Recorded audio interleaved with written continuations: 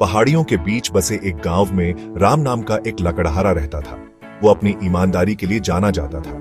हर दिन राम जंगल जाता था। वो लकड़ी काटकर अपना गुजारा करता था। राम गरीब था, लेकिन वो खुश था। वो मेहनत और ईमानदारी में विश्वास रखता था। एक धूप वाली सुबह राम हमेशा की तरह जंगल गया। काम करते हुए वो एक धुन गुनगुना रहा था। अचानक उसकी कुल्हाड़ी उसके हाथ से फिसल गई। वो नदी में गिर गई। राम बहुत दुखी हो गया। कुल्हाड़ी ही उसकी रोजी रोटी थी। वो उसके बिना काम कैसे करेगा। वो निराशा में डूबा नदी के किनारे बैठ गया। जैसे ही राम वहां बैठा, एक अजीब सी घटना घटी। नदी से एक खूबसूरत महिला निकली। वो कोई साधारण महिला नहीं थी, वो नदी की देवी थी। उसने राम से पूछा, तुम क्यों रो रहे हो? राम चौंक गया। वो हकलाते हुए बोला, मैंने अपनी कुल्हाड़ी खो दी देवी जी। वो नदी में गिर गई। देवी मुस्कुराई। वो नदी में डुबकी लगाई और एक सोने की कुल्हाड़ी लेकर लौटी। क्या ये तुम्हारी है? उसने पूछा।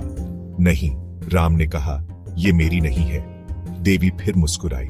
वो वापस गई और एक चांदी की कुल्हाड़ी ले आई। क्या ये तुम्हारी है?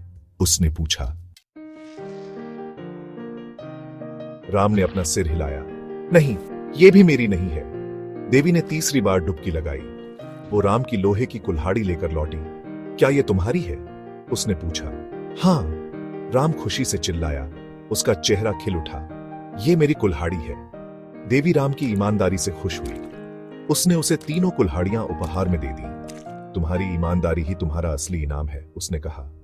राम बहुत खुश हुआ। उसने देवी को बहुत बहुत धन्यवाद दिया। वो गांव लौट आया, एक अमीर और खुश आदमी बनकर। राम की कहानी पूरे गांव में फैल गई।